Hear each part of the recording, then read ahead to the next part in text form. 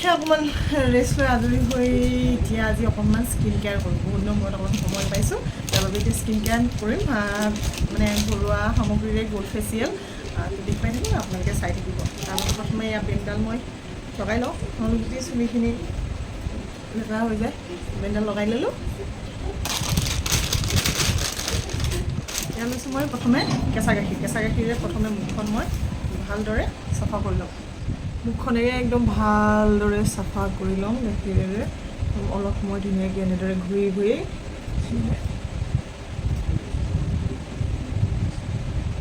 লগতে ডিঙিটো অকণমান কৰি দিম।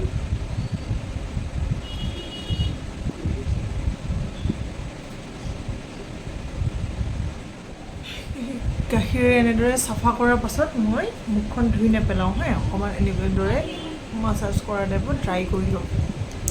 এইটো ড্ৰাই হ'ব দিম মই। আৰু এতিয়া স্ক্ৰাব কৰিম। স্ক্ৰাবৰ বাবে মই লৈ ল'ম অকণমান চেনি, হাততে লৈছোঁ দেই। অকণমান লৈ ল'ম চেনি আৰু তাতে দিম অকণমান মৌ। এতিয়া চেনি আৰু মৌখিনিৰে ধুনীয়াকৈ মই স্ক্ৰাব কৰিম।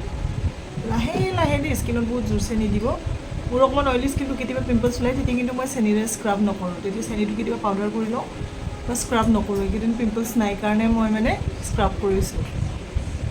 এনেদৰে ধুনীয়াকৈ স্ক্ৰাব কৰি লওঁ। আৰু বিশেষকৈ এইবোৰ নাকৰ এইটো পৰ্চন, ব্লেক হেডছ, এইখিনিৰ কাৰণে বিশেষকৈ মানে বহুত বেছি হেৰি হৈ যায়। দেখিছোঁ নহয়, এই ধুনীয়াকৈ এনেদৰে।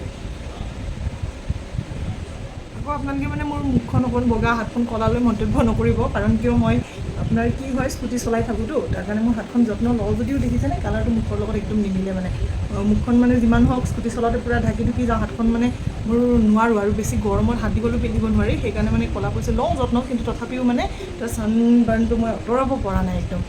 সেয়া আৰু তথাপি এতিয়া আকৌ ৰোৱাখিনিৰে মই হাতত পিছত কৰি দিম। বাৰু এই স্ক্ৰাবটো আপোনালোকে লিপছতো কৰিব পাৰে দেই, এনেদৰে। যদি কাৰোবাৰ লিপছ বহুত বেছি ফাটে, এনেদৰে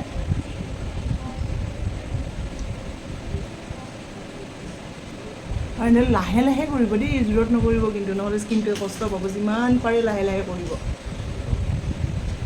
এতিয়া স্ক্ৰাব কৰাৰ পাছত মই অকণমান সময় ৰাখি মুখখন ধুই দিলোঁ। আৰু এতিয়া লৈছোঁ আইচেৰে ধুনীয়াকৈ অকণমান সময় মাছাজ কৰিম। আইচটো লগাম আৰু ধুনীয়াকৈ এনেদৰে অকণমান মাছাজ কৰিম।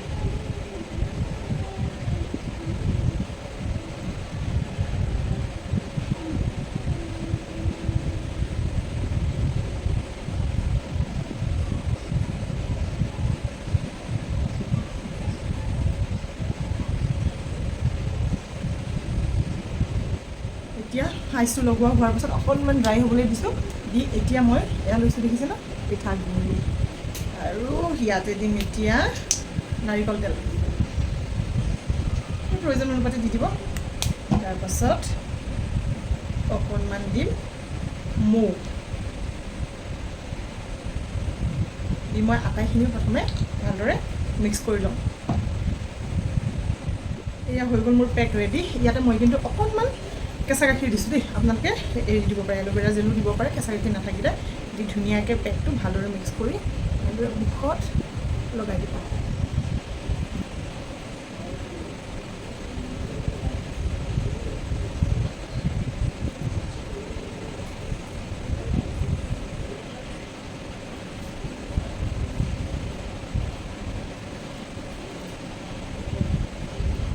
এনেদৰে লগাই অকণমান শুকোৱালৈকে এনেদৰে ৰাখিব। 5 মিনিটৰ পৰা 10 মিনিট 15 মিনিট সময় ৰাখিলেই।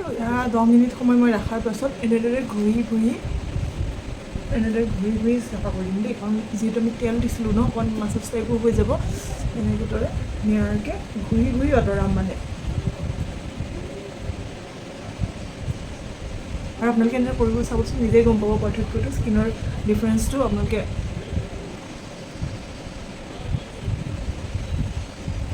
দেখিছে এনেদৰে হাতত এৰি আহিব, তাৰমানে তেল আছে যে, সেইটো কাৰণে এৰি আহিব। আকৌ